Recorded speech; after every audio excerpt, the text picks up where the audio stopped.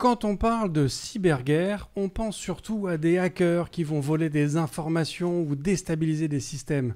Mais vis pacem parabellum, donc la cyberguerre, c'est aussi beaucoup d'analyse et de préparation avant même que la guerre ne se déclenche. Les données, les analyses, les enquêtes, il y a tellement de possibilités. Surtout qu'avec nos IA, nous pouvons presque prédire un conflit avant que le moindre soldat ne pose le pied à terre. Mais alors, cette prédiction peut-elle être fiable? Nos IA sont-elles au niveau pour ces études? Et surtout, que nous réserve notre avenir? Pour répondre à ces questions désarmantes, je ne reçois pas David Lightman, mais il s'y connaît en jeu de guerre. Michael, bonjour. Bonjour. Cosa Vostra. Jarvis, drop my needle.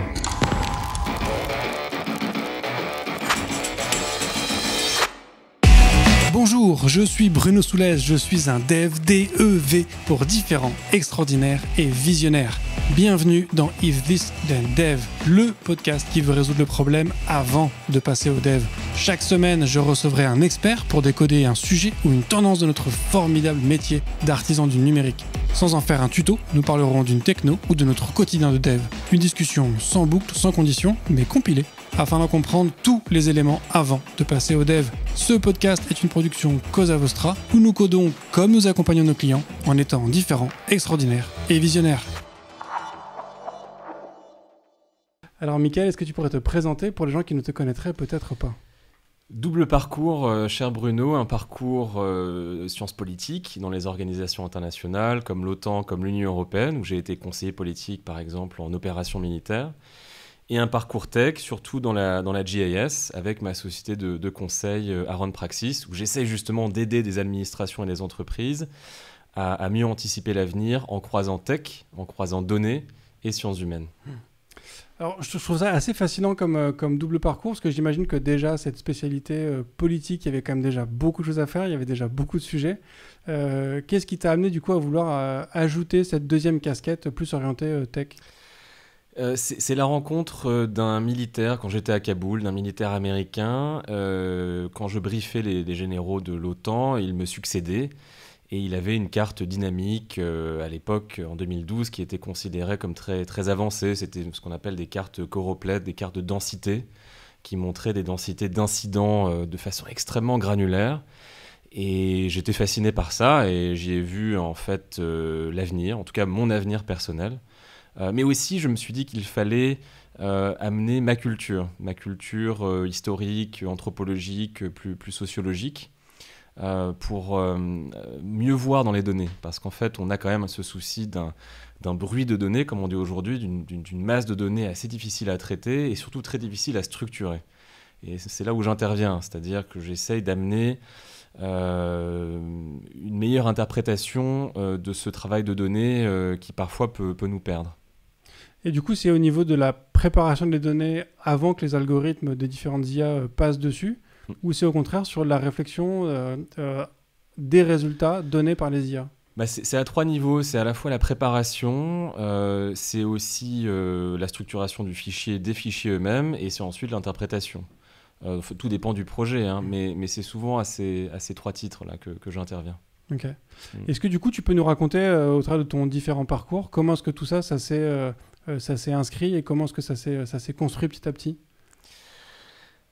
J'ai commencé à l'armée, j'ai commencé en politique. Ça a commencé pour moi en politique en 2005, même 2004, quand j'étais à la fac et à Sciences Po, j'étais militant d'un parti politique. Ça m'a amené à rejoindre un certain candidat à la présidence de la République, où j'étais assistant en presse pendant 1 an et demi. Et puis ensuite, j'ai continué ce parcours en affaires publiques comme conseiller de l'OTAN, au Kosovo pendant 2 ans, en Afghanistan pendant 1 an et ensuite au Moyen-Orient. Je me suis principalement occupé de retrait militaire, donc du départ des forces françaises et du départ des forces de l'OTAN. Et puis ensuite, j'ai fait un travail similaire pour le Parlement européen, pour l'Union européenne, où je me suis occupé de l'avenir des coopérations militaires européennes. Mais je sentais une frustration dans ce monde-là, qui est un monde un petit peu lent parfois, des administrations où je me retrouvais pas complètement en termes de mentalité. C'était plus le privé avec sa force d'innovation, avec son caractère qui m'intéressait. Et le domaine qui m'a le plus plu, c'est ce domaine de la cartographie digitale.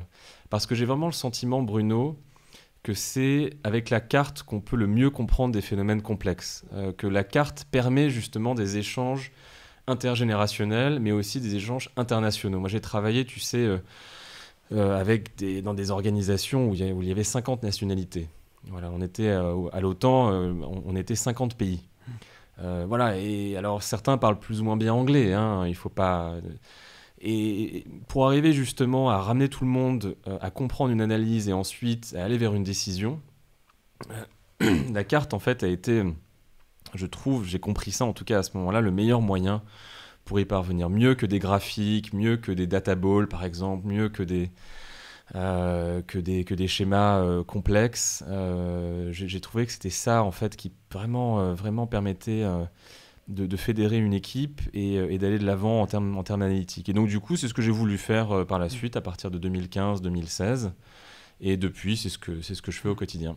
Alors du coup, quand tu dis que la carte, c'est un élément fondamental pour communiquer avec les différentes cultures, plus que des graphes ou ce genre de choses, j'ai envie de te répondre que la carte, oui, elle sert effectivement je comprends cette idée-là, qu'elle peut effectivement aider à communiquer avec des gens ou à échanger avec des gens, mais encore faut-il que la carte, elle soit suffisamment riche en informations, avec les bonnes informations, au bon moment, au bon endroit, ce qui du coup revient au final à un graphe bien travaillé.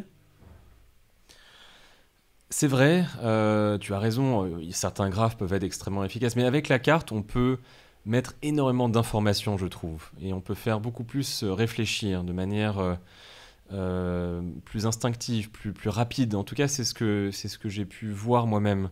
J'ai travaillé sur des cartes de densité, des cartes de flux, des cartes qui intégraient des calculs de corrélation, ou alors des cartes d'évolution de changement. Ça, c'est toujours quelque chose d'extrêmement intéressant dans le monde militaire, mais aussi dans d'autres univers. C'est-à-dire une carte qui te permet de voir l'évolution d'un phénomène à une semaine, à plus un mois, à plus 3 mois. Je trouve vraiment que ce genre de graphique, si le fichier est bien structuré et s'il y a quelque chose de propre qui a été fait en amont, peut vraiment permettre à des chefs, à des dirigeants de se retrouver très très vite dans une analyse et de prendre une décision extrêmement précise très, très rapidement. Un des enjeux de demain, c'est la rapidité. Voilà. Si tu parlais tout à l'heure de cyberattaques, j'aimerais rajouter à cela des missiles hyper véloces. J'aimerais rajouter aussi à ça les réseaux sociaux, l'instantanéité des réseaux sociaux. Tout ça fait que la décision se prend de nos jours plus en 2 semaines, comme au 19e siècle, plus en 2 jours, comme au 20e, mais en 2 heures. Le 21e siècle, c'est prendre une décision en 2 heures. La carte permet de ramasser les informations de manière extrêmement rapide et de dire à un N+1 ou N+2, voilà ce qui se passe et voilà ce qu'on peut faire. Et est-ce que du coup aujourd'hui, nos datasets, nos algorithmes, nos IA, ou peut-être même nos analystes sont au niveau pour prendre ces décisions en 2 heures? Alors c'est en général pas les ingénieurs qui prennent la décision. Eux font un travail, je dois dire, de ce que j'ai vu, de ce que j'ai pu faire moi-même, de plus en plus précis. On a maintenant sur les images satellitaires, sur le calcul algorithmique, ce qu'on appelle le détourage algorithmique des objets par imagerie satellitaire, on a des taux de précision qui maintenant sont de l'ordre de 95%, 90-95%. Là où il y a quelques années, on était à 60-70. C'est dû au fait que les satellites 1 sont de plus en plus précis. On est sur des images maintenant à très basse résolution, de l'ordre de 30 cm.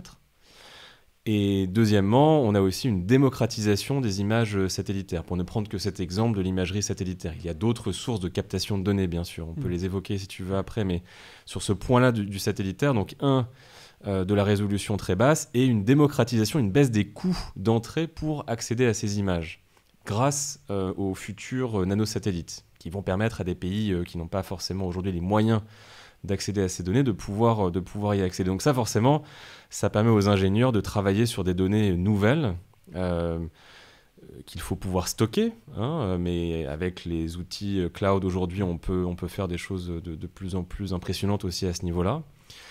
et ensuite de pouvoir les analyser avec des ordinateurs quantiques et de l'algorithmique qui effectivement avance chaque année pour permettre l'identification d'objets de plus en plus fines et donc de moins en moins de ce qu'on appelle en langage militaire de dommages collatéraux. C'est-à-dire de capacité à vraiment bien identifier une cible ou un point d'intérêt pour dire à un chef militaire ou à un chef politique, par exemple le président de la République, à lui dire, voilà, monsieur le président, mon général, voilà ce qui se passe très précisément sur le terrain et voici vos options. C'est vrai que ce jeu d'options aujourd'hui a gagné en précision de manière assez extraordinaire, il faut bien le dire. Mais du coup, ces décisions que tu évoquais, quand tu disais que les décisions se prennent en 2 heures, c'est des décisions de frapper une cible ou non, de déplacer des armées entières. Tu vois, ce que je me dis, c'est que certes, l'analyse de l'image, elle est effectivement meilleure pour toutes les raisons que tu as évoquées et sûrement encore plein d'autres. Mais il y a aussi toute cette analyse dont tu parlais d'intelligence artificielle ou de machine learning qui va venir, je sais pas, agréger un ensemble de données. On verra peut-être effectivement après quelles sont les données qui peuvent être agrégées. Mais la question du coup, ce serait est-ce qu'on arrive vraiment en 2 heures à avoir suffisamment d'analyses pertinentes pour donner à un général ou un chef des armées de prendre une décision suffisamment informée et suffisamment maîtrisée en un délai aussi court? C'est vraiment une très bonne question. C'est un des avenirs effectivement de l'IA appliquée aux questions de sécurité et de défense. C'est cette idée de l'agrégation. D'autres personnes appellent ça fusion. Moi, je préfère ton terme d'agrégation, qui est un terme plus humble, parce qu'en vérité, à ma connaissance, en tout cas aujourd'hui, même les plus grosses boîtes américaines ne sont pas capables de faire de la fusion, c'est-à-dire de fusionner, par exemple, des images qu'on appelle raster, donc des images en 2 dimensions qui ne sont pas vectorielles, avec des données de socio-économiques par exemple, et encore plus avec des données ensuite de télécommunications, pour ne pas les citer. Aujourd'hui, on essaye justement d'arriver à cette fusion-là. Beaucoup d'entreprises consacrent énormément d'argent en recherche-développement là-dessus. Il y a des entreprises françaises aussi, d'ailleurs. Et effectivement, en fait, l'enjeu concrètement, qu'est-ce que c'est ? C'est de pouvoir fusionner des informations qui viennent du terrain, qu'on appelle UMINT en langage militaire, avec des informations qui sont présentes en source ouverte, qu'on appelle OSINT, des informations qui viennent des satellites et des informations qui viennent d'autres sources, disons. Et d'être capable de rassembler toutes ces données-là et en quelques heures de proposer à un chef militaire une synthèse. Une synthèse, qu'est-ce que ça veut dire ? Ça veut dire 3-4 slides, 3-4 graphiques, une page d'analyse, et de pouvoir faire ça en cassant certains silos d'ailleurs d'un état-major, pour pouvoir aller extrêmement vite dans la proposition d'options tactiques. Et oui, ça effectivement, c'est un des enjeux politico-militaires de demain, et j'ai même envie de dire un enjeu commercial, parce que l'entreprise qui va réussir à craquer ça va remporter un certain nombre de contrats à travers le monde, ça c'est sûr et certain. Et c'est un des enjeux de la rivalité entre Américains et Chinois aujourd'hui. C'est la raison pour laquelle une des raisons pour lesquelles les Chinois investissent autant de milliards dans ces technologies, comme le Pentagone d'ailleurs. Okay. Et alors du coup, sur l'intervention de l'IA et du machine learning et de tous ces algorithmes-là, il va être sur réussir à comprendre des tendances d'une donnée. Tu vois, tu évoquais en fait les différents scénarios qui vont être proposés à un chef d'état-major. Ma question, en fait, pour être plus précis, ce serait qui détermine ces différents scénarios ? Est-ce que tu as une IA en fait, qui va réussir à déterminer ça ? Ou l'IA elle apporte juste une compréhension d'un phénomène et peut-être une projection, j'imagine, on tire le trait pour voir ce qui va se passer après. Et après, tu as un ensemble d'êtres humains d'un petit peu partout qui vont élaborer ces scénarios et c'est le chef d'état-major qui choisit. Ou tu as des IA aujourd'hui qui peuvent dire la réponse à apporter, c'est ça. C'est l'enjeu de la supervision des modèles de machine learning supervisés ou non supervisés. Aujourd'hui, un des soucis qu'on a à l'armée, c'est qu'on n'a pas d'autonomie en fait dans la création de ces algorithmes et dans leur maintien, que ce soit en Amérique ou en France, pour des raisons culturelles, pour des raisons RH en fait. C'est très compliqué de par la culture de ces administrations, de retenir certains talents tech pour pouvoir à la fois créer un logiciel qui soit ultra performant et le maintenir dans le temps. Donc il y a quand même une dépendance vis-à-vis de prestataires extérieurs, que ce soit en Amérique ou en Europe ou ailleurs. Et du coup, il y a... J'hésite un petit peu à aller dans le détail parce que j'ai l'impression que c'est un sujet aussi un peu confidentiel, pour être honnête. Je ne sais pas trop si le ministère aimerait qu'on aille dans le détail du processus en fait de la dynamique entre prestataires privés et certaines parties de l'administration qui s'occupent de ces analyses-là. Mais disons que c'est une relation qui, en tout cas en France, progresse depuis 4 ou 5 ans de manière exponentielle, qui se densifie et qui devient de plus en plus fluide, d'après ce que j'ai pu voir, entre certains services du ministère de la Défense ou d'autres ministères régaliens et ses prestataires. Mais du coup, sans rentrer dans le détail sur est-ce que c'est un prestataire ou l'armée ou quel corps d'armée qui va faire ce genre de choses, est-ce que tu peux nous dire au moins si c'est plutôt des êtres humains qui vont imaginer ces scénarios de réponses possibles ou plutôt des IA? Non, l'armée en général émet des requêtes, request for information, des traces des scénarios et émet des demandes vis-à-vis de ceux ou de ces prestataires qui ensuite, eux, répondent à ces besoins. D'accord. Alors bon, il y a tout un travail presque de science-fiction que fait l'armée qui est très intéressant, qui s'appelle la Red Team, qui permet d'envisager le monde de 2050, mais il y a aussi des besoins de court terme, c'est-à-dire des besoins opérationnels, tactiques. Et là, très clairement, on n'est pas du tout dans Star Wars, hein. Il s'agit de répondre à un besoin la semaine prochaine ou dans 2 semaines. Et donc là, il y a une demande qui est émise, soit une demande d'objet, une demande aussi une demande analytique bien précise, et ensuite une conversation est établie avec le prestataire qui lui va voir ses techs, va voir ses ingénieurs qui eux dans un temps assez court doivent répondre à cette demande soit de détourage d'objets, soit de fusion de certaines données qui ne sont pas forcément bien structurées ou que jusque-là on n'avait pas pensé à corréler. Et puis ensuite, ces ingénieurs reviennent vers le ministère en question pour proposer un algorithme amélioré qui est ensuite intégré dans les systèmes du client. Okay. Il y a bien évidemment séparation entre système informatique du client et le travail que fournit le prestataire. On n'est pas sur du SaaS avec les ministères régaliens, ou très peu. Ouais, j'imagine. On est plutôt sur du on-premise. J'imagine.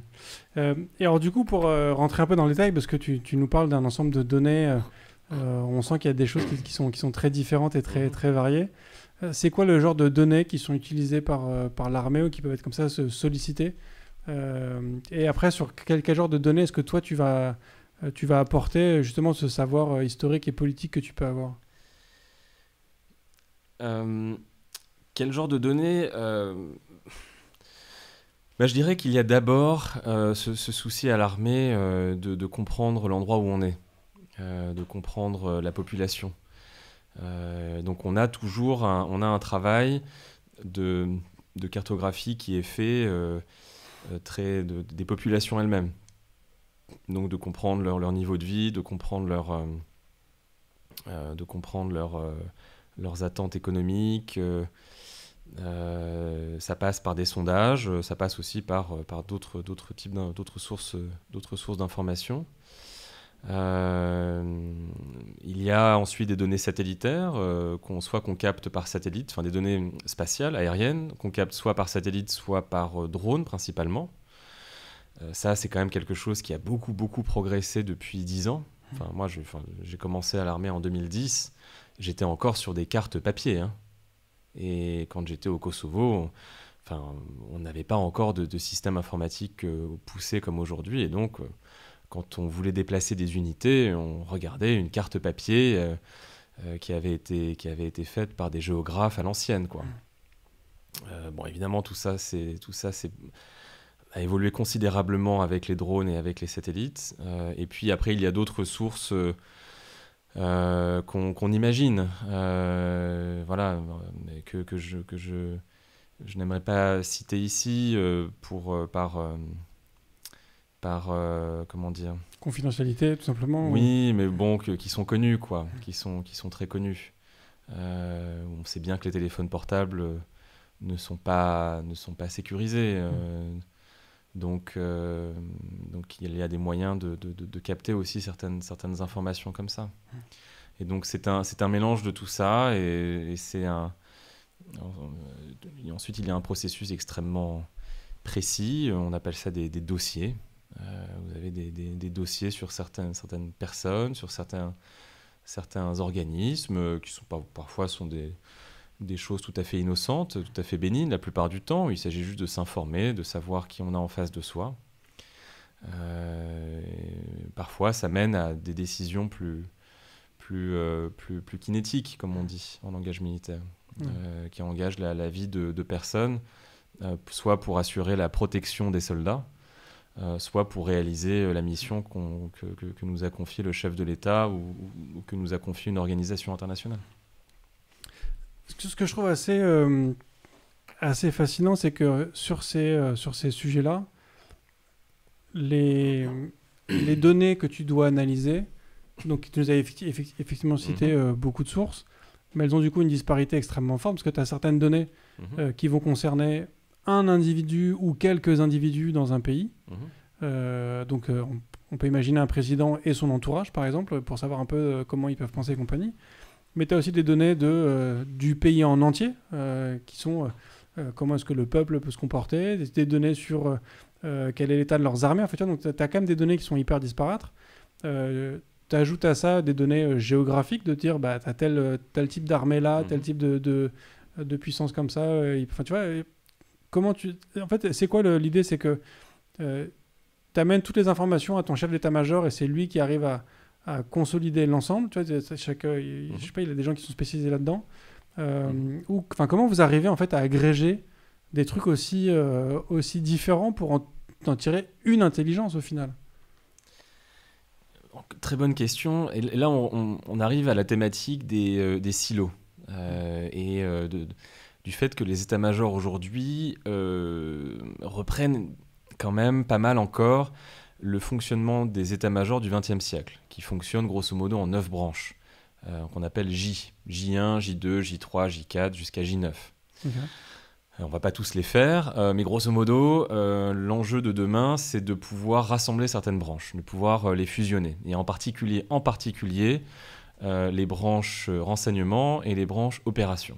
Et de faire en sorte que ces gens-là ne soient plus dans des bureaux séparés, mais soient dans les mêmes bureaux, pour pouvoir traiter l'information en temps réel et être plus rapide, plus efficace. Donc c'est une question centrale sur laquelle beaucoup de gens sont en train de se pencher, question doctrinale, et qui, je pense, mérite réflexion. Et pour être plus concret maintenant, pour donner un exemple précis, qu'est-ce que ça signifie en fait le fait de rapprocher renseignement et opération? Ça rejoint un peu ce que je te disais tout à l'heure sur la rapidité, c'est-à-dire qu'aujourd'hui on n'a plus vraiment le temps d'attendre qu'un officier de renseignement passe plusieurs jours sur un dossier, quel qu'il soit, pour ensuite le transmettre au département opération pour action. Parce que c'est souvent la branche opération qui passe à l'action après validation du chef. On a besoin maintenant que ces gens-là se parlent beaucoup plus, et que les spécialités se rapprochent, que la personne qui soit par exemple spécialisée sur une zone géographique dans la branche renseignement se rapproche beaucoup plus vite de la personne dans la branche opération qui traite de cette zone géographique par exemple. Et que du coup on fasse remonter l'information plus vite, et qu'on ait, ce que tu disais tout à l'heure, beaucoup plus d'agrégation en matière de renseignement. Par exemple, que les données qui viennent du monde des renseignements soient plus rapidement agrégées avec les données qui remontent de la branche opération. Parce que forcément, les gens qui sont en opération, les chasseurs, par exemple ceux qui sont les pilotes de chasse, ceux qui sont dans les camions, ceux qui sont dans les tanks, ceux qui sont sur le terrain, l'infanterie, eux aussi ont des informations, eux aussi récoltent des informations qui sont précieuses. Donc, et avec les équipements modernes de plus en plus sophistiqués, cette captation de l'information du soldat, du caporal, est en train d'augmenter. On appelle ça le caporal stratégique d'ailleurs. Et donc du coup, il faut arriver demain, très vite, à fusionner les informations qui viennent de ce terrain-là, donc terrain très opérationnel, avec des informations qui viennent des renseignements, d'autres sources. Et ensuite, en général, il y a une salle d'opération. C'est souvent là que le général et ses adjoints prennent les décisions, de plus en plus. Une sorte de salle de gestion de crise, on pourrait dire. Panoramique, dont les moyens là encore ont augmenté, et c'est là où toute l'information est concentrée. Mais là encore, on a besoin que dans cette salle, on a besoin de gens qui fassent du renseignement, des gens qui sont aussi liés avec les unités sur le terrain, donc opération, des gens aussi qui font la planification à plus long terme, pas juste dans les 24 heures, mais dans les 2-3 prochaines semaines. Et le général a besoin d'avoir de plus en plus très près de lui tous ces gens-là en train de se parler pour pouvoir très rapidement synthétiser toute l'information et bien voir les options qu'il a devant lui avant de prendre une décision. Okay. Aujourd'hui, moi, dans mon rôle chez Cosa Vostra, je suis beaucoup moins tech, je suis directeur des opérations. Alors, je ne vais pas aller me comparer avec un chef d'état-major, bien évidemment, mais tu vois, quand tu me parles de process, de faire en sorte que les gens communiquent les uns avec les autres, à ma toute petite échelle, comparativement à eux, bien évidemment, je vois à peu près ce que tu veux dire. Mais la perception que j'en ai aujourd'hui, c'est que si tu veux que les choses aillent plus vite, il y a effectivement un ensemble de process que tu peux modifier, changer, améliorer pour que les gens communiquent plus vite entre eux. Mais il y a un moment où c'est plus une histoire de process, c'est aussi une histoire d'outils. Et du coup, est-ce que les outils ont suffisamment évolué ou du coup, en fait, juste en modifiant tes process, tu as pu passer d'un rythme de 2 semaines sur un dossier à quelques heures ou quelques jours, où il a fallu aussi faire changer beaucoup d'outils, du coup, driver un ensemble d'innovations, j'imagine. Ou est-ce qu'au contraire, mais les outils, parce que là, tu t'adresses à un panel de dev, la techno, on connaît bien ça, on sait aussi à quelle vitesse elle évolue. Est-ce que les outils, au contraire, ont été même moteurs dans cette transformation en apportant une capacité de réponse et d'analyse encore plus rapide que ce que les process humains ont su faire? Je dirais que c'est justement ça qui a beaucoup changé dans les 5 dernières années. L'amélioration des outils informatiques, des logiciels, même si à l'armée, il y a toujours ce souci de la peur d'infiltration. De virus qui fait qu'on met plus de temps que la moyenne à intégrer un nouvel outil informatique et aussi à le maintenir, c'est-à-dire qu'à en accepter les updates.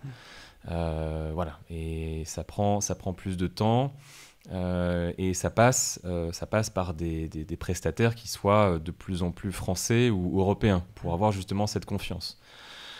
C'est ce que le président et d'autres appellent aujourd'hui la souveraineté numérique, en fait. C'est un enjeu cardinal que tu connais.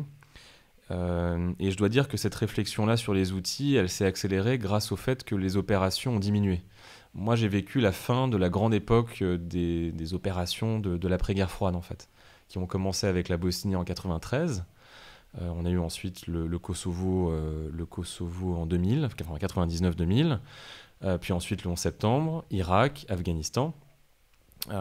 Et voilà, grosso modo, ces opérations, cette espèce de grand cycle opérationnel qui a duré 20 ans, s'est terminé en 2014-2015.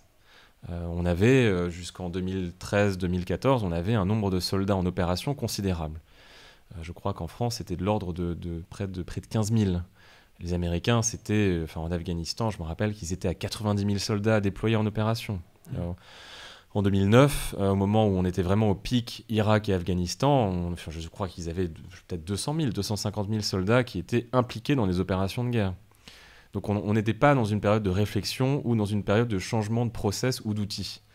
depuis 2015 et la baisse de ce flux opérationnel, on a justement beaucoup amélioré ces processus-là.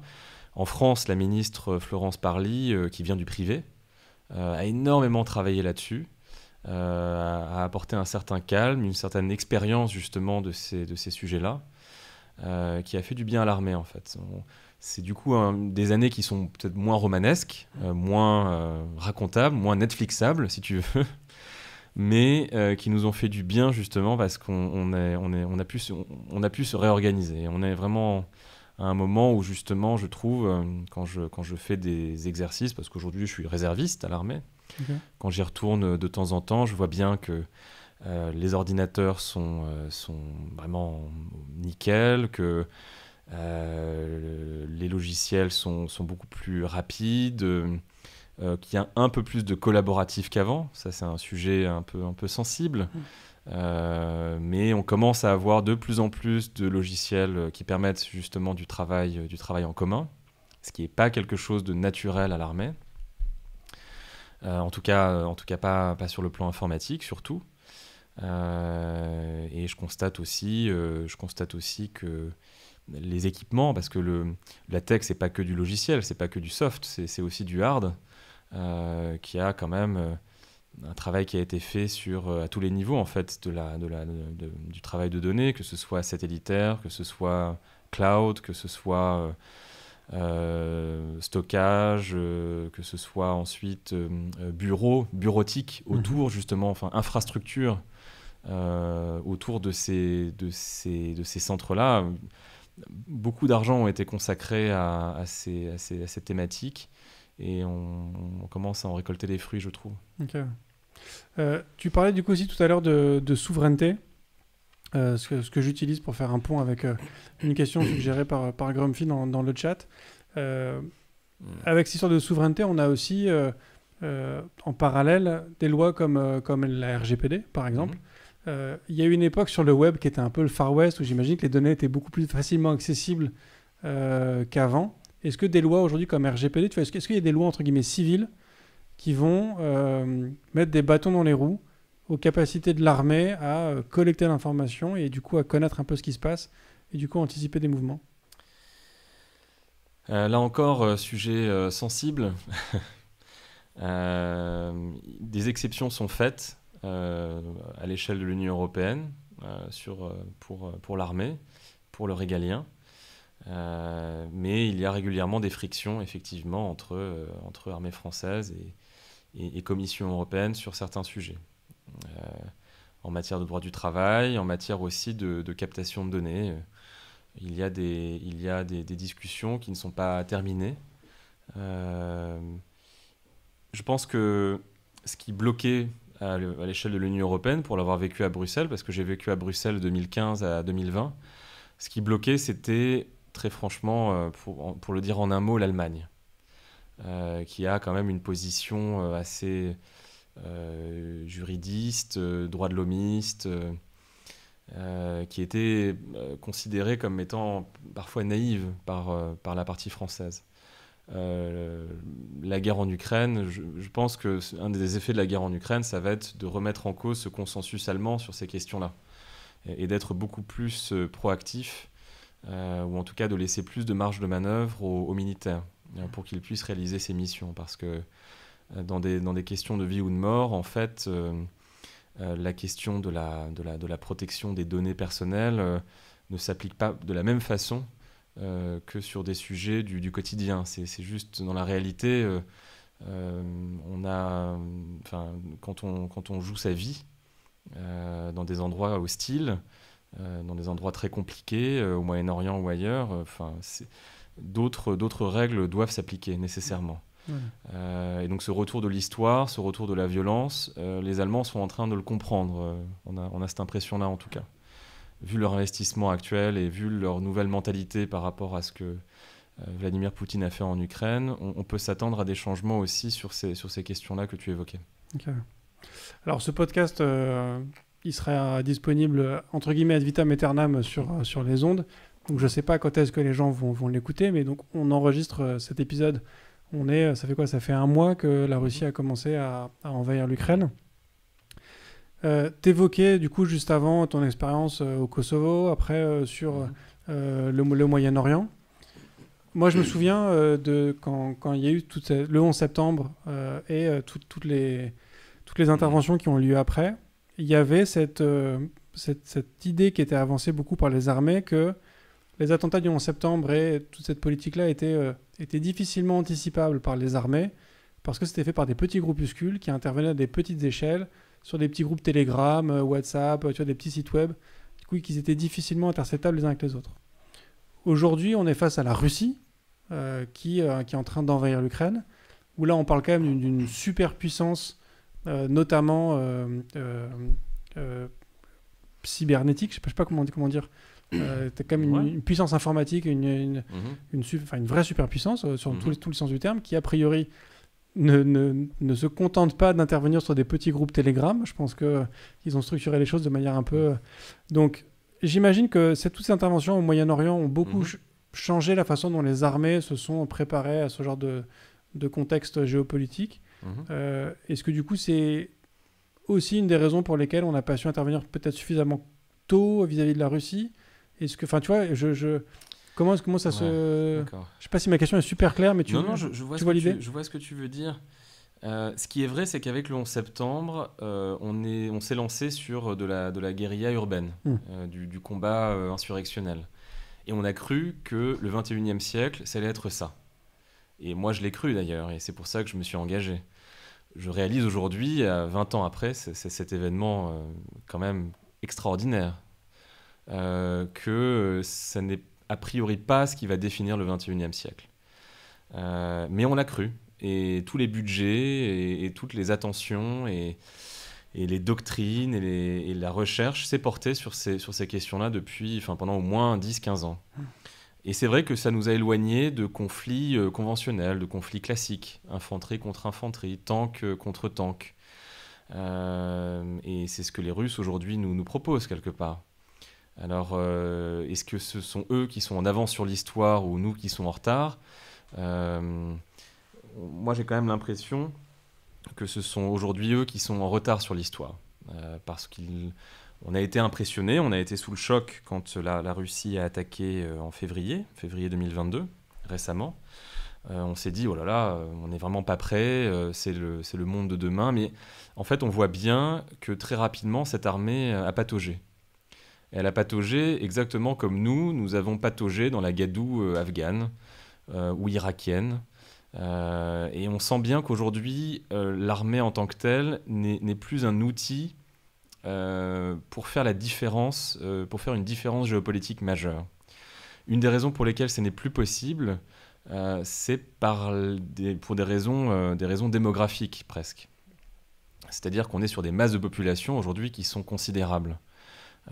L'Ukraine, c'est 40 ou 50 millions de personnes. L'Afghanistan, c'était 30.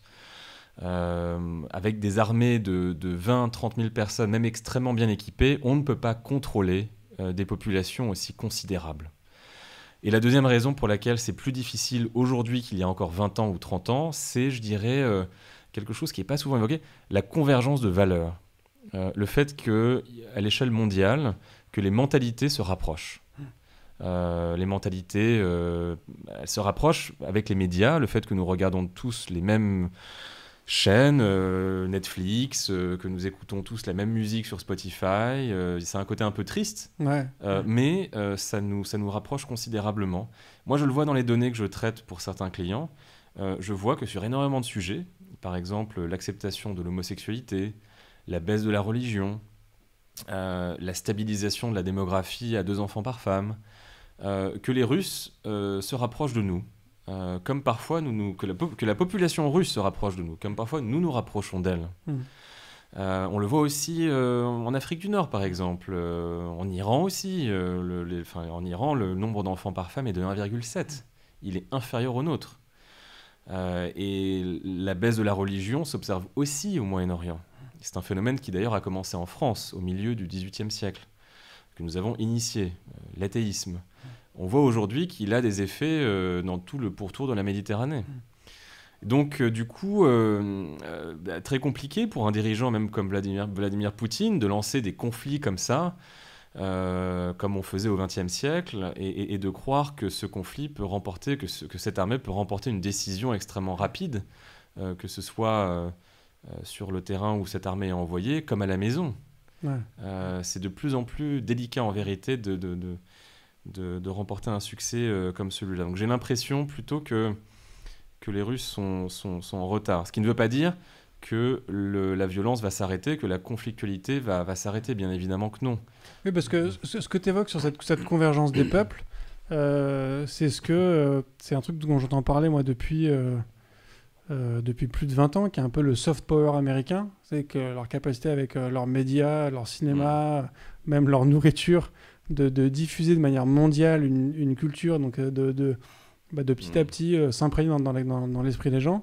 Avec les médias sociaux, ils ont encore plus propagé ça. Est-ce que d'ailleurs, les réseaux sociaux, c'est aussi une des raisons pour lesquelles une armée de 40 000 hommes ne peut plus, de 40 000 soldats ne peut plus maîtriser une population de 40 millions de personnes, parce qu'avec les réseaux sociaux, il y a une capacité aussi de diffusion de chaque individu qui est plus forte qu'avant. Tu as tout à fait raison, ça multiplie les frictions. Aujourd'hui, dès qu'une armée veut faire quelque chose, elle est prise en photo.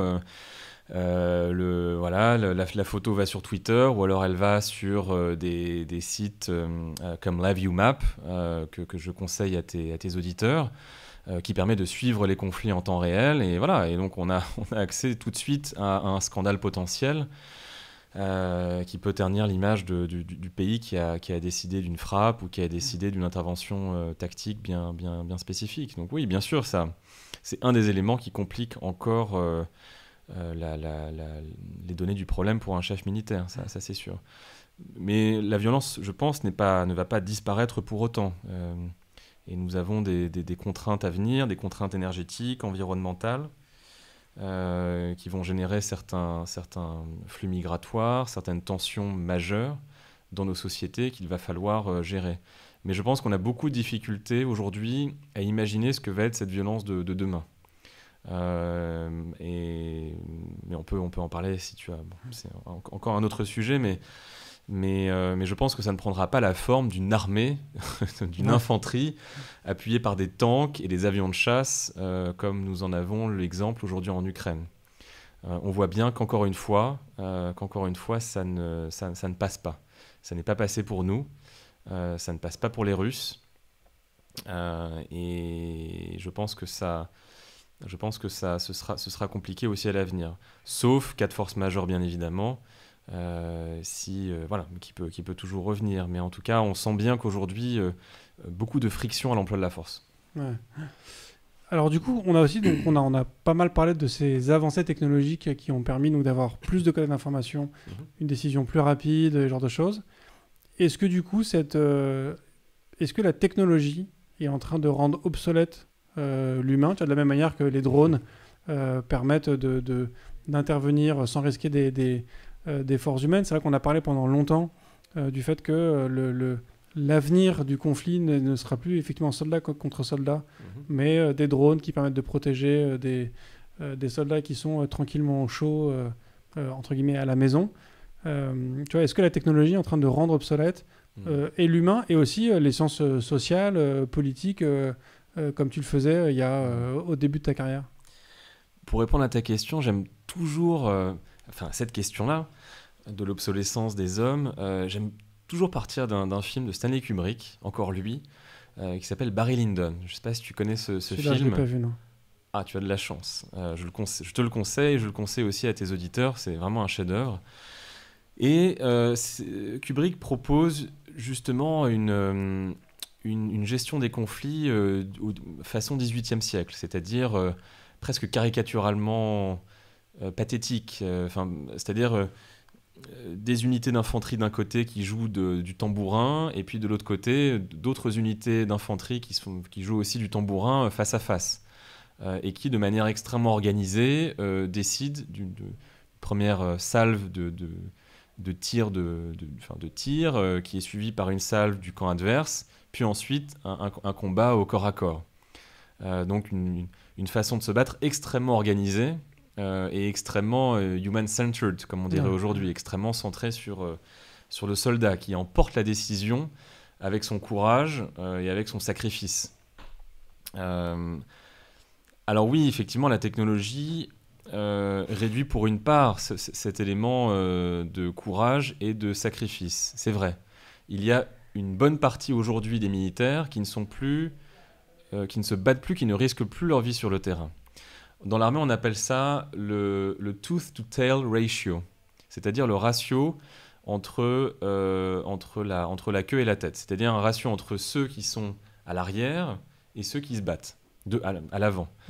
Par exemple, pendant la Première Guerre mondiale, si mes souvenirs sont bons, ce ratio était de 2 hommes à l'arrière pour 1 homme qui se battait à l'avant.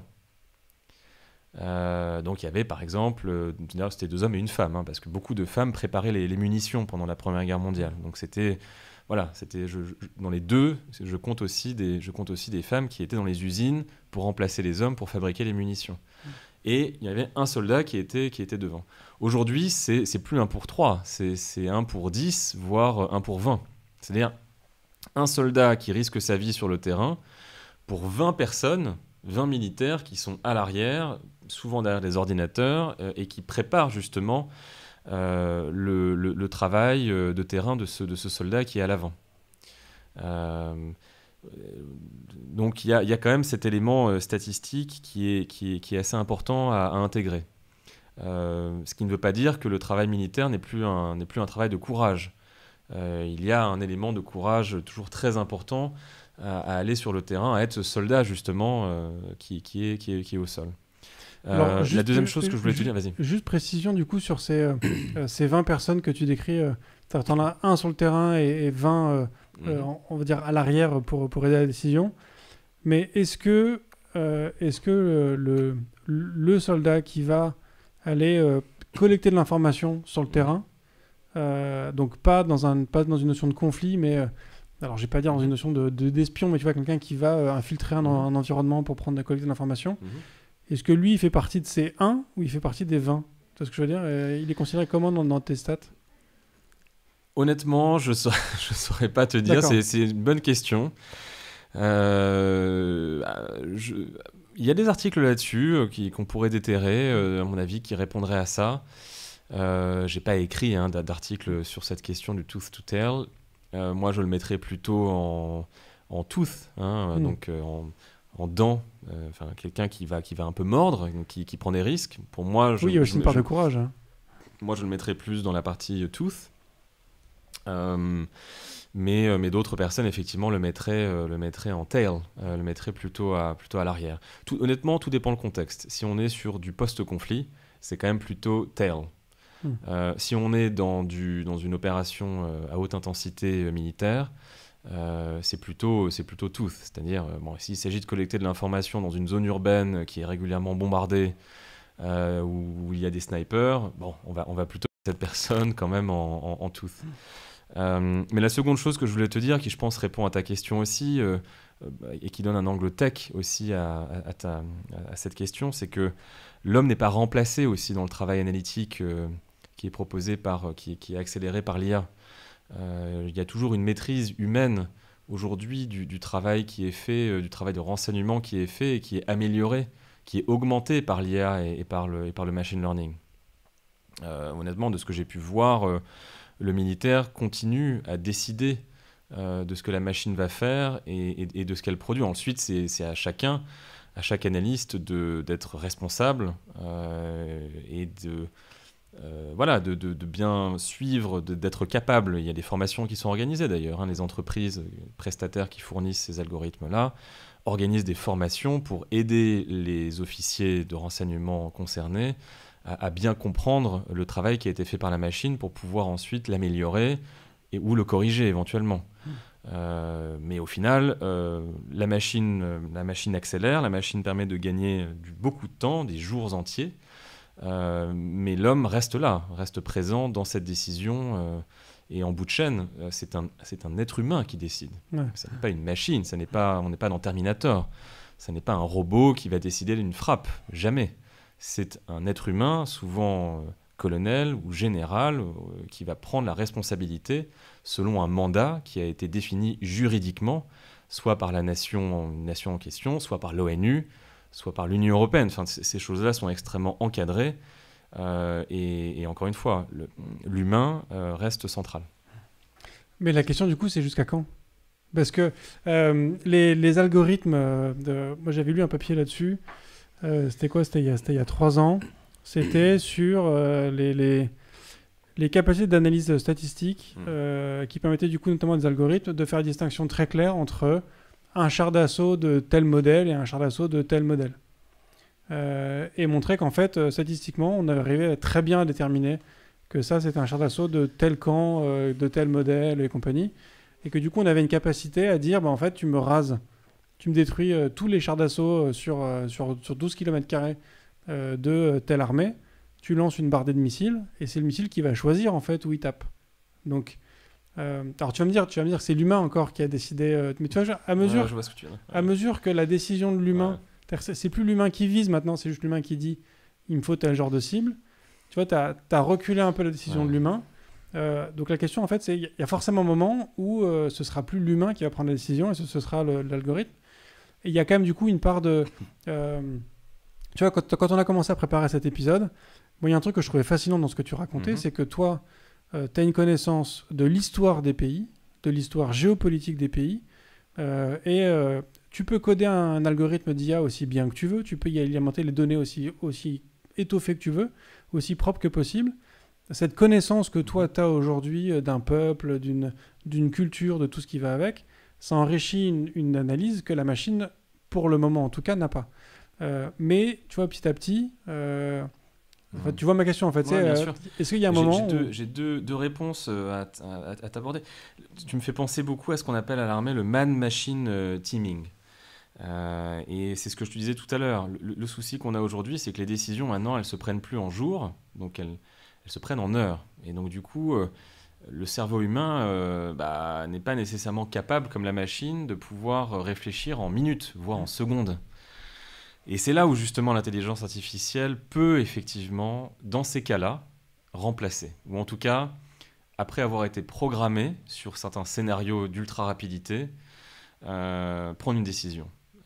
Que l'être humain n'est pas capable de prendre, ou en tout cas que des processus humains ne sont pas capables de prendre en l'espace de 30 secondes, par exemple. C'est la problématique des missiles hypervéloces. Tu vois, quand tu vois les Russes, par exemple, envoyer un missile intercontinental, c'est ça que ça signifie. Ouais. C'est des enjeux comme ça, ensuite, qui nous reviennent en pleine face. C'est-à-dire, si, par exemple, on a l'information que Paris va être détruite dans 2 minutes, je veux dire, est-ce qu'on a le temps d'organiser une réunion en 45 secondes pour que le président ou que le chef d'état-major prenne la décision de contre-attaquer ou d'envoyer un contre-feu. Enfin, voilà, tu vois ce que je veux dire. À un moment donné, une fois qu'on a capté certains signaux, on a besoin, si ce signal indique un effet létal extrêmement rapide, la machine peut effectivement compenser le fait que le cerveau humain ou que les organismes humains soient lents. Ça, c'est vrai que c'est un risque. Voilà. Et puis, tu as aussi vas-y, je te laisse terminer, je relancerai après. Deuxième réponse qui me tient à cœur, c'est que chaque pays aura sa sensibilité en fait sur cette question de l'équilibre entre hommes et machines. Et c'est là où il est vraiment important que la France et que l'Union européenne restent près de ces valeurs, ou en tout cas qu'on n'oublie pas qui on est. Et les Américains ont souvent une manière de faire, les Chinois ont leur manière de faire, et je pense que c'est important que nous aussi, on arrive à trouver notre conception, notre rapport à la machine. On l'a vu sur les décisions d'engagement de frappe qu'il y avait des différences sur la question des dommages collatéraux, par exemple. Il y a des différences dans l'acceptation des dommages collatéraux aux États-Unis et en Europe. La question man-machine, homme-machine, c'est semblable. Hein. Il y a une sensibilité qu'il faut intégrer dans la façon dont nous voulons faire la guerre demain. Oui, c'était effectivement ce sur quoi je voulais relancer, le fameux dilemme du tramway. Tu prenais l'exemple de Paris qui se fait raser demain par les Russes. On a 2 minutes pour réagir. L'algorithme, il va vite voir que faire péter le missile au-dessus de Strasbourg, ça coûte moins cher que de le laisser arriver à Paris. Mais tu rases Strasbourg quand même sur le chemin. Donc, la machine, elle fait le calcul vite. Elle se dit, je perds quelques centaines de milliers de personnes. versus 10 millions. La question, c'est, tu vois, certes, l'humain, il peut pas réagir aussi vite, mais en même, c'est le problème, c'est le dilemme du tramway, en fait. Comment est-ce qu'on peut... Est-ce que, alors après, il y a aussi la question plutôt qui me vient avec ça, c'est, on sait que l'armée a des moyens démesurés par rapport au privé, en termes d'innovation. Qu'il y a beaucoup d'innovations qui sont en tout cas drivées par les besoins de l'armée. Est-ce que du coup, on peut se dire qu'en fait, l'IA qu'utilise aujourd'hui l'armée est de toute façon au-dessus des IA que les particuliers utilisent, et que donc en fait, demain, les moyens techniques qu'ils auront seront en fait tellement avancés qu'on aura une capacité à intégrer ce genre de entre guillemets, d'humanité dans la capacité de réflexion de la machine. Alors, ce que tu viens de dire est vrai pour les États-Unis. C'est-à-dire qu'effectivement, aux US, les dépenses en matière d'IA sont drivées, sont principalement animées par le Pentagone, par le ministère de la Défense américain. C'est le cas aussi, je crois, en Chine. Je peux me tromper, parce que c'est compliqué de savoir ce qui se passe vraiment en Chine en matière de dépenses, notamment en matière de dépenses R&D. On n'a pas beaucoup d'informations. C'est vrai qu'en France, c'est plutôt le secteur privé qui domine ces dépenses en matière d'IA. C'est un peu la différence entre l'Europe et les US, de ce point de vue-là. Mais je dois dire que la chose intéressante, même aux États-Unis, c'est que quand même... le rapport de force est équilibré entre secteur privé et armée en matière d'innovation. Il y a 30 ou 40 ans, il y avait quand même, c'était principalement l'armée qui effectivement dominait la tech, et ensuite le secteur privé suivait à partir de technologies que l'armée américaine acceptait de mettre sur le marché. L'exemple numéro 1, c'est bien la décision de Bill Clinton avec Internet, de diffuser Internet, voilà, qui a été une décision historique, peut-être la décision la plus importante de son mandat. Une décision pas évidente d'ailleurs, parce que c'était mettre à portée aussi des adversaires une technologie qui permet d'arriver et de déstabiliser, aujourd'hui, de déstabiliser leur propre société. Mais ils ont fait ce pari-là, ce pari très, très libéral, très optimiste à l'époque. Mais on voit bien qu'aujourd'hui, le rapport s'est inversé et que la côte ouest innove parfois plus vite que la côte est. Moi, j'ai pu le vivre en fait en opération parce que quand j'étais dans certains états-majors, j'ai vu des geeks de certaines grosses boîtes GAFA, comme on dit aujourd'hui, arriver dans nos états-majors en flip-flop, hoodie flip-flop. Patriotes, il y a beaucoup de patriotes aussi sur la côte ouest, à San Francisco.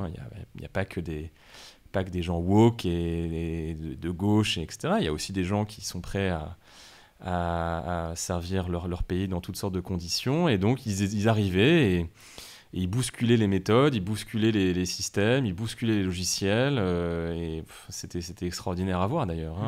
Certains d'entre eux sont des amis aujourd'hui et ont monté des grosses boîtes, des grosses boîtes de tech, data en Californie, après cette expérience. Mais non, je pense que maintenant on est plus sur un partage de pairs d'équivalents, presque à égalité.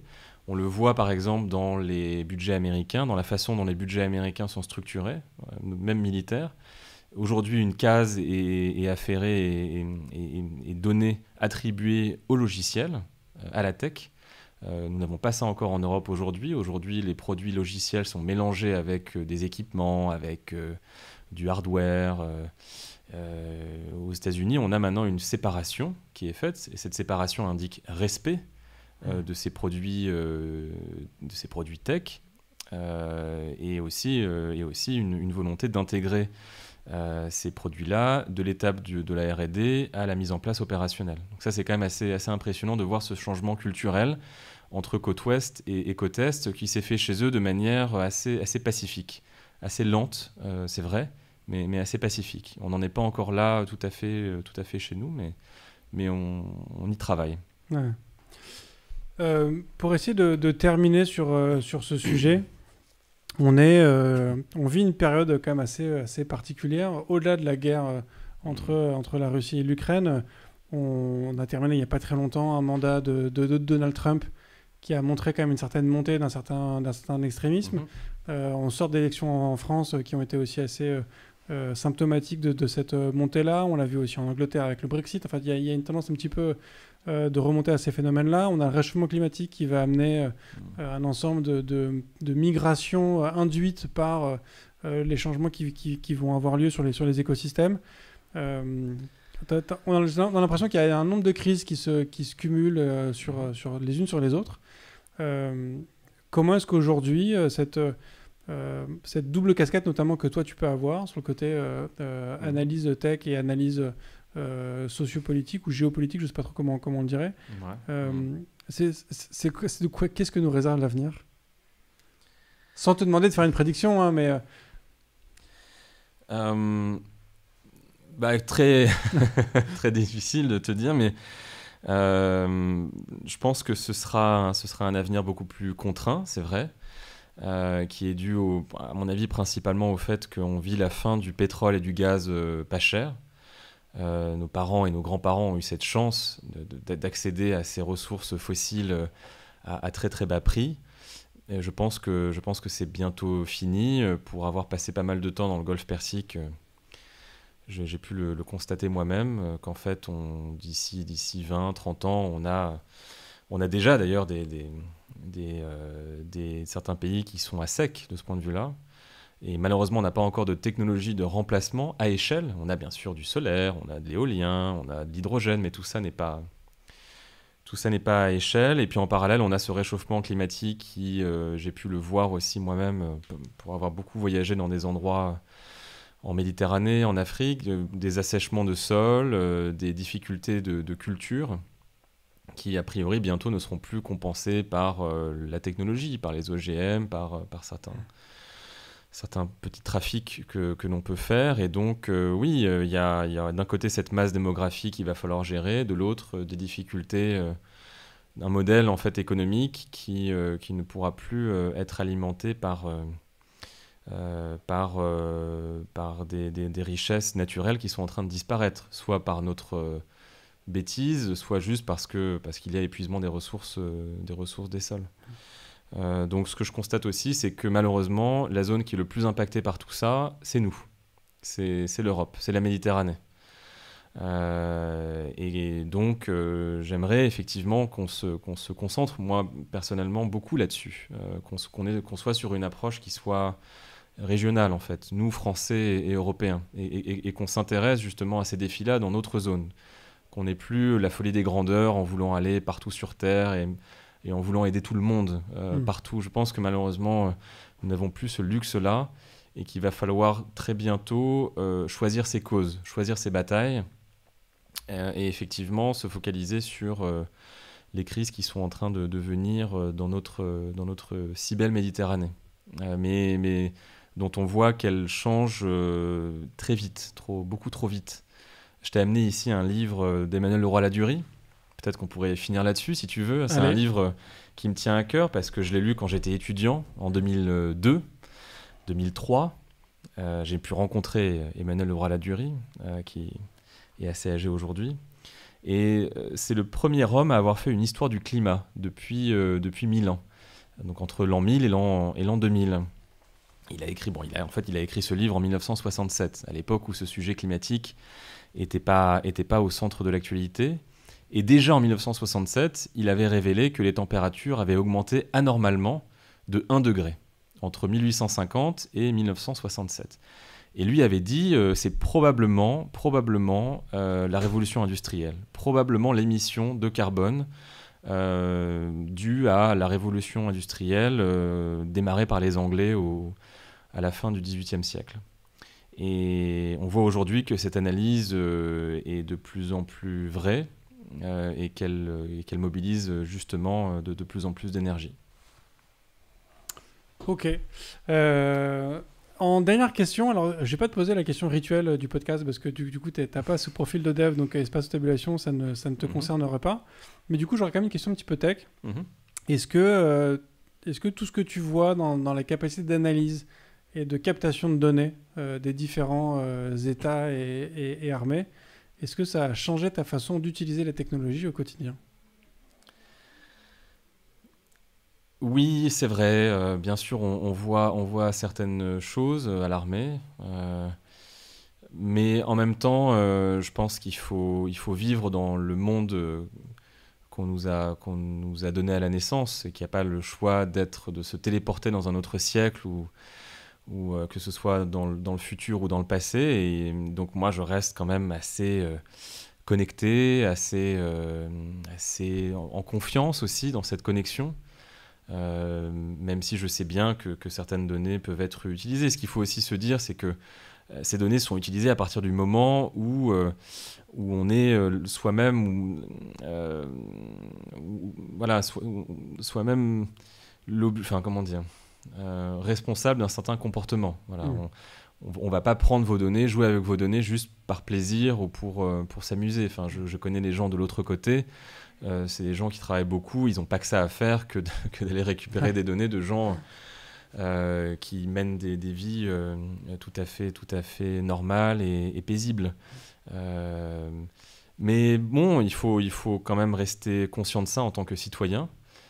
Essayer de vraiment demander à nos gouvernements de respecter certains principes, certains systèmes libéraux, démocratiques. Voilà, un des soucis que nous avons dans les années à venir, dans les décennies à venir, c'est potentiellement un retour de méthodes autoritaires, un retour à l'autoritarisme. Tu parlais de Donald Trump tout à l'heure.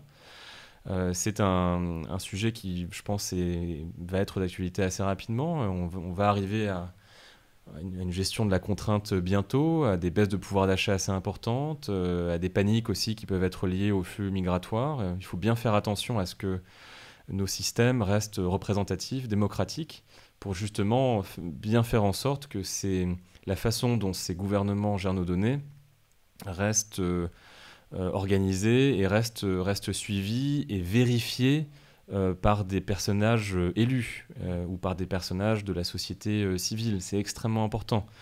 C'est un défi de tous les jours quelque part, et ça passe par une attention à cette chose fragile qui est la démocratie.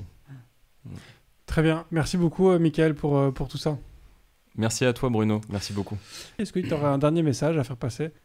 Peut-être leur conseiller quelques livres, si les questions de science-fiction, de tech les intéressent. Lire forcément le chef-d'œuvre d'Isaac Asimov, Fondation.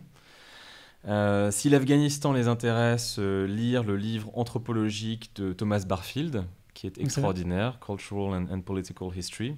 Et enfin, si les questions de big data appliquées aux questions militaires les intéressent, lire Small Wars, Big Data de Eli Berman, qui permet de comprendre ces enjeux au XXIe siècle. Voilà mes conseils. Et encore une fois, merci beaucoup, Bruno. Merci à tous de nous avoir suivis jusque-là. Un épisode que je savais intéressant en préparant cet épisode. Je savais que ce serait un petit peu différent de ce qu'on fait d'habitude. Mais j'ai trouvé ça encore plus captivant, encore plus riche que ce que j'attendais. Donc merci beaucoup, Michael, pour tout ça. Si vous les écoutez du coup en podcast, on va arrêter l'épisode ici. On va continuer peut-être un petit peu avec Michael sur le live, donc n'hésitez pas à rester si vous êtes en live. Sinon, je vous remercie du coup de continuer à partager ce podcast autour de vous. Je vous remercie toujours pour tous les messages et tout le soutien que vous apportez à ce podcast. C'est absolument top. Merci beaucoup, je vous souhaite une très bonne fin de semaine. Je vous dis à la semaine prochaine et d'ici là, codez bien. Merci d'avoir écouté cet épisode de If This Then Dev et merci à toute mon équipe de Cosa Vostra à la production de cet épisode. Merci aussi à Alan, Ada, Linus, Bill, Steve et Steve de nous avoir ramenés jusqu'ici. Si ce podcast vous a plu, committez-vous en vous abonnant, déployez-le autour de vous et vous pouvez aussi nous faire une petite code review en nous laissant 5 étoiles sur votre plateforme de podcast préférée. La conversation continue bien sûr avec vous sur Twitter, LinkedIn, Facebook, Instagram, chacun sa techno, @ifthisdendev ou @bibir, BIBEAR. Vous retrouverez aussi tous nos épisodes sur notre site ifttd.io. Et enfin, si vous avez besoin d'une agence pour vous accompagner ou si vous souhaitez rejoindre une équipe tech passionnée et passionnante, écrivez-moi sur bruno@cosavostra.com. Merci à tous.